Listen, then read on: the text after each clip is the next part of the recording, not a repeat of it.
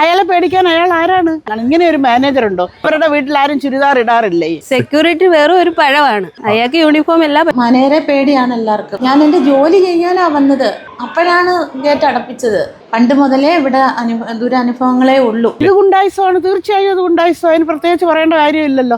ഈ പെരുമാറ്റം വളരെ ചീപ്പായി പോയി. ഇങ്ങനെ മാനേജർമാരോട് പറയാനുള്ളത് അവർക്ക് യാതൊരു ബോധവും ഇല്ല. മഴീന്ന് മാറാം, എനിക്ക് സ്കൂളിൽ കയറണം. അതൊന്നും പറ്റത്തില്ല. നിങ്ങളെന്താ കംപ്ലൈൻറ്റ് വെച്ചാൽ നിങ്ങൾ ചെയ്യുക.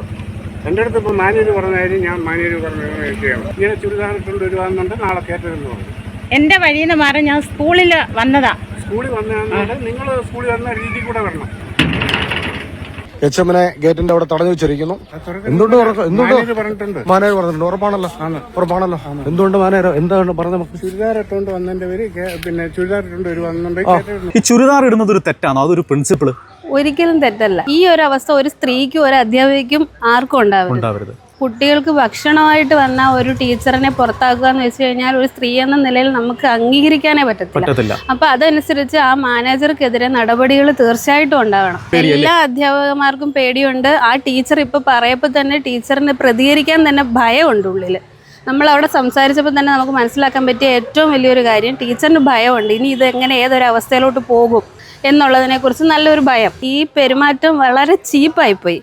സെക്യൂരിറ്റിയുടെ അടുത്ത് വിളിച്ചു പറഞ്ഞു എന്നാണ് പറയുന്നത്. ഇപ്പൊ സെക്യൂരിറ്റി പറയുന്നത് പറഞ്ഞില്ല. അപ്പൊ ഇത് തന്ത്രപരമായ ഒരു നീക്കം എന്നുള്ള രീതിയിൽ സെക്യൂരിറ്റി വേറെ ഒരു പഴമാണ്. അയാൾക്ക് യൂണിഫോം ഇല്ല, പക്ഷെ ടീച്ചറിൻ്റെതായിട്ടുള്ള ഇപ്പം സർക്കാർ പോലും അനുവദിച്ചു കൊടുത്താണ് ചുരിദാർ ഇടുക എന്നുള്ളത്. അപ്പം മാന്യമായ വേഷത്തിൽ തന്നെയാണ് ടീച്ചർ വന്നിരിക്കുന്നത്. ഇയാൾ എന്തൊരു മാനേജരാ? ഇയാളുടെ വീട്ടിൽ സ്ത്രീകളില്ലേ?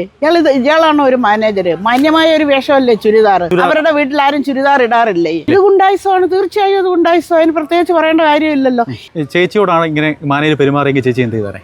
ഞാൻ പ്രതികരിക്കും. എന്റെ ഇഷ്ടമാണ് വസ്ത്രം. എന്ത് കാണാനാണ് അയാൾ പിന്നെ ഈ വസ്ത്രം ധരിക്കരുതെന്ന് പറയാന്? എന്റെ ശരീരഭാഗം മൊത്തവും മറഞ്ഞിരിക്കുന്ന ഒരു വസ്ത്രമാണ് ഞാൻ ഈ ഉപയോഗിച്ചിരിക്കുന്നത്.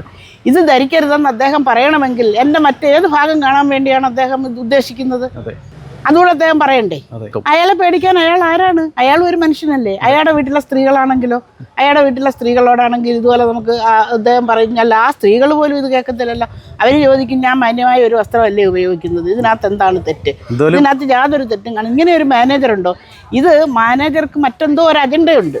അതിന്റെ ഭാഗമായിട്ടാണ് അദ്ദേഹം ഇത് ഈ സ്ത്രീ ആ മാഡത്തിനോട് ഇങ്ങനെ പ്രതികരിച്ചു. ഒരു മാനേജറും ചെയ്യാൻ പാടില്ലാത്ത ഒരു പ്രവൃത്തി തന്നെയാണ് അദ്ദേഹം ചെയ്തിരിക്കുന്നത്. സ്കൂളിനും അതുപോലെ തന്നെ അവിടെ പഠിക്കുന്ന കുട്ടികൾക്കായാലും ആ സ്കൂളിൽ വരുന്നവർക്ക് എല്ലാവർക്കും തന്നെ അപമാനം ഉണ്ടാകുന്ന, ആ സ്കൂളിന്റെ തന്നെ ഒരു പെരുദോഷം ഉണ്ടാക്കുന്ന ഒരു മാനേജർ തന്നെയാണ്. നമ്മൾ ഈ സ്കൂളിലെ പ്രഥമ അധ്യാപികയോട് ആ സെക്യൂരിറ്റി പെരുമാറിയത് ആ ഷാപ്പിലെ കറിവെപ്പ് കാരിയോട് കാണിക്കുന്ന അതേ രീതിയിലാണ് പെരുമാറിയത്. അന്നേരം അത്രയും അതമ്പതിച്ച് പോയിട്ടുണ്ടോ എന്ന് നമ്മുടെ കേരളീയ സമൂഹം ചിന്തിക്കണം.